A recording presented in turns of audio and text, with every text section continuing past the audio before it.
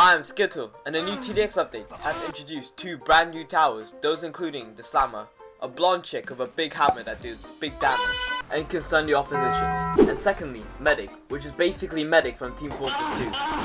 The game developers couldn't think of something more creative, so they took Medic from TF2 and slapped it on their stupid Roblox game. And I'm going to see how these two towers perform in Endless mode. Are these towers going to carry us, or will they just delay the inevitable? Let's find out. During this time, I was grinding for Warship and didn't expect Medic and Slammer to be this expensive, like god damn!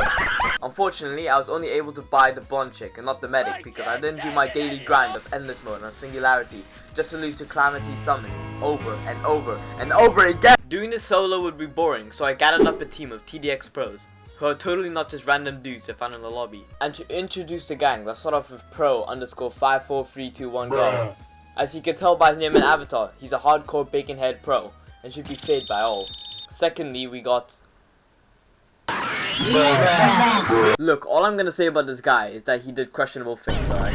Thirdly, we got Rinks, which I'm 90% sure is a Thailand ladyboy just by the whole attire. And lastly, we have me, a Down syndrome schizophrenic.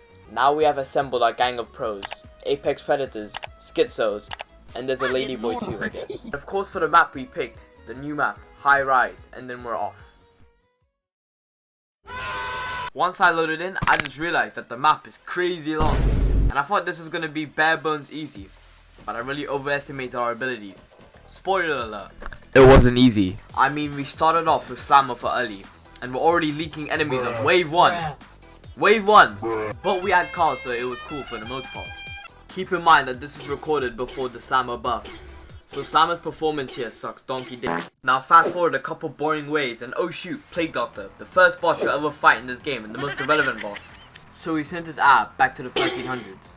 But his dumb ass got rebooted and he came back a second time, this time having 3 times the HP. And our defense didn't get much stronger in compensation for 3 times the HP. And because of that, he ran past the defenses like nothing happened. Now we're in a tough situation. Alright, firstly, we could either micro our defenses to the back like any normal team, or we can just bomb him. Just guess what we did. With that taken care of, the next boss was Eradicator MK1 with 3 Predators along with it. And this time, we didn't slack on defense. We got plenty of medics, so every attack dealt by the bosses merely tickled the gold jugs. And due to the medic's ability combined with the other buff abilities, this top row gold jug reached over 2200 DPS, which is huge but can get even higher, and I'll talk about that later though. Now, the gold jugs did their work and shot at the HP of the bosses, but it wasn't enough, and he leaked through. Damn, we're gonna go through this again. Alright, listen. We could micro our defenses or bomb the boss. Guess what we did? Nothing, because you had XMW turrets in the back which cleared the boss just fine. We breezed through wave 40 just fine due to the turret. But wave 50 is where the real game starts, because this is when the first actual hard boss in Endless comes out, the Eradicator Mk4. He's built like a tank, and his HP compared to Eradicator Mk2's is quite significant. This guy has a massive artillery cannon on his back, obviously used to blow the shit out of your towers. And to be honest, this guy wasn't that difficult. He entered his running phase quite quickly. And I do have to mention, this guy has the goofiest death out of any TDX boss I've ever seen in my life. This robot tank looking at thing dies via slipping on a banana peel, like bro, what the hell. Fast forward a couple more waves and here comes the Eradicator MK1 Custom, who has a puny laser beam attack which does nothing to our juggernauts. But let's say, don't underestimate the lasers. Alright, let me explain that one bottom row max gold juggernaut cost about 250,000 to upgrade. And if I counted correctly, there were 15 gold jugs, and 250,000 times 15 is about 4 million. So in one attack, 4 million went down the drain, which is not very funny. So obviously this fight wasn't easy despite all the juggernauts we got. Although he did kill all of our gold jugs, he didn't kill the horde of XMW turrets which completely lasered his ass. What comes up next is probably my favorite boss in Endless mode as a whole, the Apex. He has a big rocket launcher. It will kill.